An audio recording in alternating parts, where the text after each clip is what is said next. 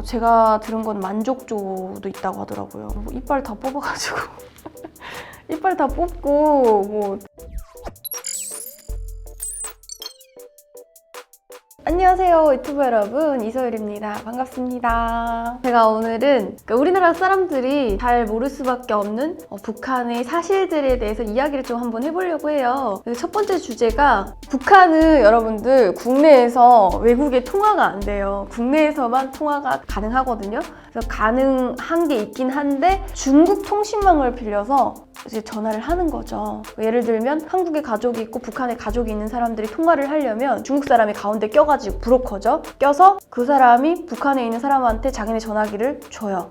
그렇게 해가지고 중국하고 한국은 또 통화가 되니까, 그래서 이제 가족이 그 중국 전화를 가지고 통화를 하는 거죠. 근데 또 멀리 가면 안 되니까 국경 쪽으로 많이 와야 돼요. 중국 쪽으로. 또 그리고 통화를 할 때도 북한에서 위치 추적 같은 거를 해서 잡는다고 그러더라고요. 그래서 같은 자리에서 1분, 2분 이상 통화를 못하게 하더라고요. 제 친구도 보니까. 그리고 뭐 시내에서는 절대 통화를 안 하고, 시내에서 많이 멀리 떨어진 산 꼭대기 같은데 예를 들어서 위치 추적을 당해도 그 거리까지 오는 시간이 있기 때문에 얼마든지 이제 도망갈 수 있는 시간이 있잖아요. 그래서 되게 멀리 올라가서 통화를 해야 되고 그러더라고요. 어쨌든 통화를 할 수 있긴 해요. 그래서 근데 이게 좀 매정하게 들릴 수도 있는데, 북한에 살고 계신 남아있는 가족들이죠. 남아있는 가족들은, 그러니까 한국에 살고 있는 가족한테 돈을 받기 위해서 통화를 하지, 정말 쓰잘데기 없는 얘기 하려고, 정말 목소리 들으려고 통화를 하진 않아요. 왜냐면 그 정도로 위험 부담이 크니까 그냥 그 목소리 듣겠다고 전화 통화를 하진 않고, 정말 힘들어서 돈 좀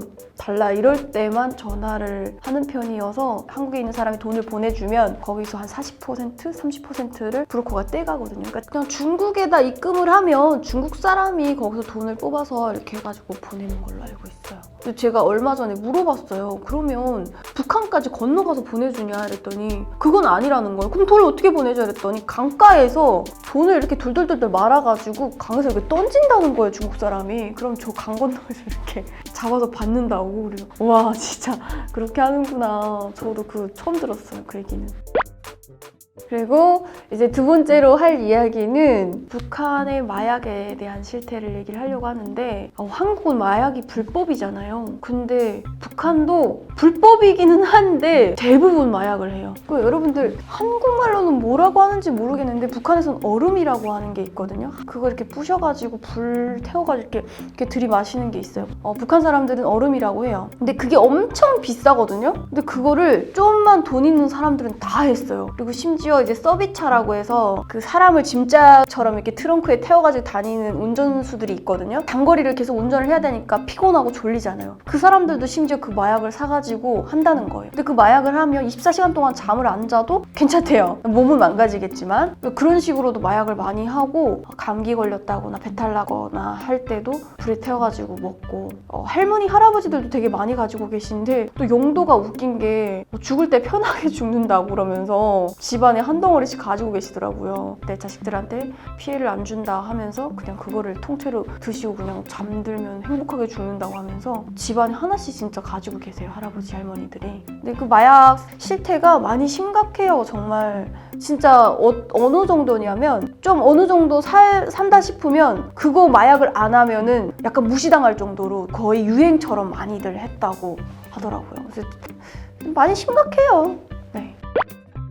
그리고 세 번째는 이제 기쁨조에 대해서 얘기를 하려고 하는데, 기쁨조는 우리나라 사람들도 어지간한 건 다 알고 있을 거라고 생각은 하는데, 저도 사실 기쁨조를 해본 것도 아니고 그렇다고 그쪽 관련된 사람을 만났던 거 아니기 때문에 저도 그냥 카더라 정도의 이야기를 그냥 들은 걸 얘기를 하는 거예요, 여러분들. 그 기쁨조 뽑혔던 언니가 하는 얘기도 잠깐 듣긴 했는데, 일단 어렸을 때부터 출신 성분과 외모 이런 거 다 체크를 하고, 이제 외모나 출시 성분이 통과되면은 이제 머리부터 발끝까지 검사 다 하고, 그리고 어렸을 때부터 이제 키우는 거죠. 키우고 조금 어느 정도 나이가 차면 그때 선발해서 뽑아가는 거죠, 평양으로. 근데 그게 이제 기쁨조가 처음부터 기쁨조를 뽑히는 건 아니고 옷과라는 것으로 뽑혀가요. 그리고 옷과에서 이제 기쁨조 등등등등 다 나눠가는데, 제가 들은 건 만족조도 있다고 하더라고요. 이빨 다 뽑아가지고 이빨 다 뽑고 뭐 그 하기 좋게 그렇게 했다 뭐 이런 소문도 있던데 그렇게까지 설마 하겠어요? 하려나? 네, 어쨌든 만족도도 있고 기쁨조도 있고 네, 여기저기 이렇게 다 뽑혀 간다고 하더라고요. 그 왕재산 경음악단 음악 한때 또 돌아다닌 게 있었는데 그 북한 주민들 되게 못 보게 했었거든요. 근데 누가 어느 걸 복사해가지고 갑자기 이제 북한 주민들한테 쫙 떠돌았는데 그때 보고 이제 충격이었죠. 일반 북한 주민들은 짧은 치마 그리고 뭐 귀걸이, 목걸이 이런 거 못하게 하면서 그 비디오에 나오는 여성분들은 짧은 치마 입고 막 옷 막 벗어 제끼고 막 엄청난 충격적인 영상이었어서 그걸 보면서 사람들이 아 얘네가 진짜 기쁨조다라는 설이 돌았었는데 사실 맞아요. 그분들이 기쁨조가 맞다고 저도 보는데 꽤 오래된 영상인데도 불구하고 지금 봐도 진짜 엄청 파격적이에요. 뭐 주민들이 약간 그런 생각, 저도 그때 그 생각을 했죠. 우리는 진짜 길거리에서 바지도 못 입게 하고 머리 매직이나 이런 것도 단속 엄청나게 하면서 지네들은 여자들 이렇게 야하게 입혀놓고 앞에서 춤추게 하고 노래하게 하고 이런 거 보네? 좀 그런 생각이 들었었어요. 네, 오늘은 북한에서 일어나는 일들, 한국 사람들이 잘 모르실 수 있을 만한 일들에 대해서 한번 이야기를 해봤는데요. 재밌게 보셨다면 구독과 좋아요, 알람 설정 눌러주시면 감사하겠습니다.